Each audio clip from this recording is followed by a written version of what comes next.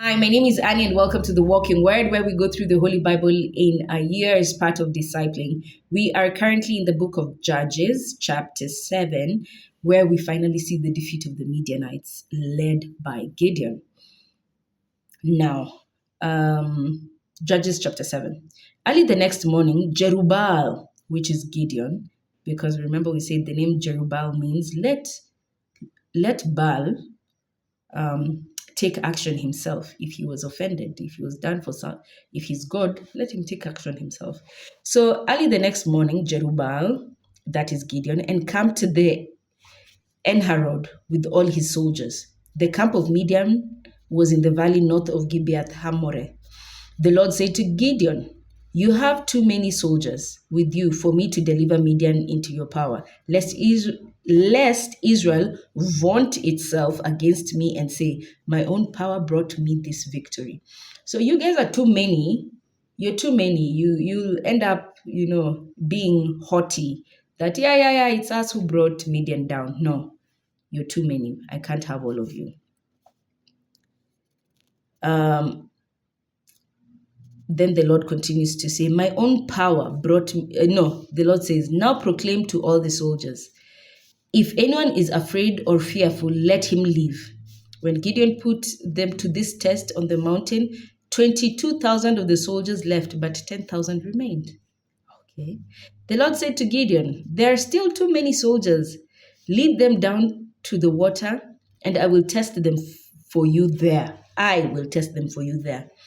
If I tell you that a certain man is to go with you, he must go with you, but no one is to go if I tell you he must not." When Gideon led the soldiers down to the water, the Lord said to Gideon, "You shall set to one side everyone who laps up the water as a dog does with its tongue." So anyone who goes into the stream of water, into the river, and they're drinking with their mouth down like a dog, those people, you'll keep them aside. Those who lap up water raised to their mouths by their hand, so sort of like forming your hands like a bowl, collecting water, forming your hands like a bowl, and drinking from your hands. Yeah. And they raise them up to their mouths by hand will be numbered 300. But all the rest of the soldiers, everyone who kneels down to drink, okay. So those ones who drink like a dog one side, those ones who do it with their hand on the other side. Those who lapped up the water raised to their mouths by hand numbered 300. But all the rest of the soldiers who knelt down to drink the water like a dog were the rest. So that was 10,000 minus 300. So that's 9,700. And the ones who drank like a dog and were set aside. The Lord said to Gideon, "By means of 300 who lapped up the water, will save you." Oh my goodness. "Will save you and will deliver Midian into your power. So let all the other soldiers, 9,700, go home. Their horns and such supplies as the soldiers had with them were taken up, and Gideon ordered the rest of the Israelites to their tents, but kept the 300 men. Now the camp of Midian was beneath him in the valley, so now they've moved even closer. That night the Lord said to Gideon, "Go descend on the camp, for I have delivered it up to you. If you are afraid to attack, go down to the camp with your aide Purah. When you hear what they are saying, you will have the courage to descend upon them. Faith comes by hearing." When you go down to hear what they're saying, you will garner courage. Faith comes by hearing. The things we hear decide whether we grow in fear or we grow in faith. So that's how you just need to make a decision on what you're listening to. If it's music that increases your faith, uplifts you, then listen to that music. Often it's music that serves the Lord. If it's music that is just about violence, about promiscuity, about death and end and manipulation and things like that, then that's also what feeds your spirit. So you can choose things that feed your spirit to be courageous or otherwise. So here God tells him, go hear. Just go listen to what they're saying. It will give you courage. So I won't give you courage. You go take courage for yourself. Okay? When you hear, we're in verse 11 of chapter 7, when you hear what they are saying, you will have courage to descend on the camp. So he went down with his aide Purah to the outposts of the camp. The Midianites, Amalekites, and the Kedemites lay in the valley, as numerous as locusts, nor could their camels be counted, for these were as many as the sands of the seashore. So these guys were many. And you're coming only 300 guys.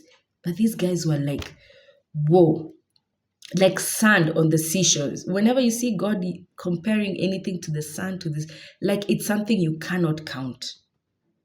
When Gideon arrived, one man was telling another about a dream he had. I had a dream. So now this is Gideon and his aide Purah, and they're eavesdropping some of the men at the Midianite camp.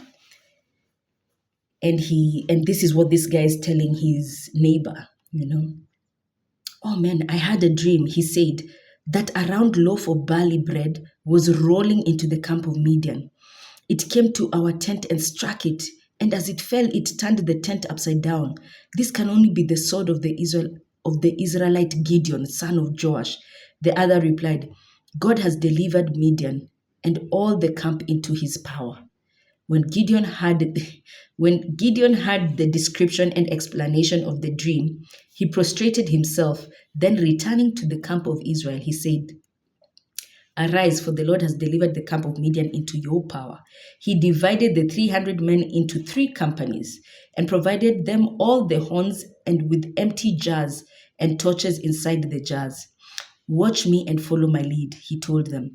I shall go to the edge of the camp. As I do, you must also do. When I and those who with me blow horns, you too must blow horns all around the camp and cry out for the Lord and for Gideon. So Gideon and the 100 men who were with him came to the edge of the camp at the beginning of the middle watch. At the beginning of the middle watch. So I think when you see at the beginning of the middle watch, it often means a time close to midnight, either an hour to midnight, 2 hours to midnight, like it's almost midnight, right? So yeah, 19. So Gideon and the 100 men who were with him came to the edge of the camp at the beginning of the middle watch, yeah, just after posting of the guards. They blew the horns and broke the jars they were holding. All 3 companies blew their horns and broke the jars. They held the torches in their hands. They held the torches in their left hands, and in their right hands the horns they were blowing, and cried out, A sword for the Lord and Gideon. They all remained standing in place around the camp, while the whole camp fell to running and shouting and fleeing. But the 300 men kept blowing the horn, and throughout the camp the Lord set the sword of one against another. So God, while Gideon and his men had surrounded the camp, their only instrument of warfare was the horn, blowing the horn, and a jar that they each broke down.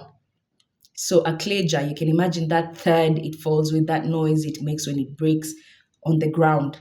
And so now everyone in the Midianite camps, the Midianites, the Amalekites, and the Kedenites, they're now fighting against each other in there. They've created the whole mess for themselves. However, the only instruction for the men of Gideon were to stand firm. Don't move, don't flinch, don't just stand firm. And the Lord set the sword of one against another. The army fled as far as Beth Shitta at the direction of Zarethan, near the border of Abel Meholah. At Taba. The Israelites were called to arms from Naphtali, from Asher, and from Manasseh, and they pursued Midian. Now the other tribes now started pursuing Midian. Gideon also sent messages throughout the mountain region of Ephraim to say, Go down to confront Midian and seize the water courses against them as far as Beth Barah, as well as the Jordan. So all the Ephraimites were called to arms, and they seized the water courses as far as Beth Barah and the Jordan as well. They captured the 2 princes of Midian, Oreb and Zeb, killing Oreb at the rock of Oreb and Zeb at the wine press of Zeb. Then they pursued Midian and carried the heads of Oreb and Zeb to Gideon beyond the Jordan. You literally do not need to fight. When God is fighting for you, you literally do not, you just need to stand firm. That's it. Stand firm, blow your horn, break your jar, but stand firm. We move to chapter 8.